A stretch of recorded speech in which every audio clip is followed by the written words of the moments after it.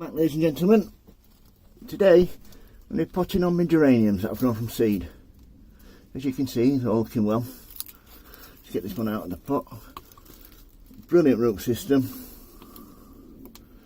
Tease it out a little bit like so, and then you want your 9cm pot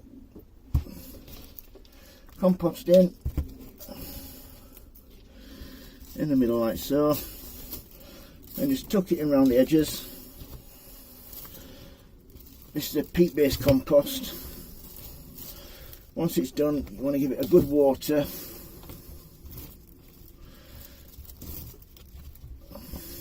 And a feed with a liquid fertiliser. So give that a nice soak, like so. Get any compost off the leaves.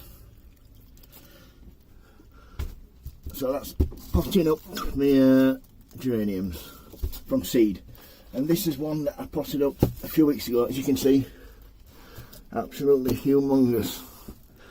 Isn't that a fine specimen? So that's before potting on, and that's after potting on. What a difference. Any questions, don't hesitate to ask.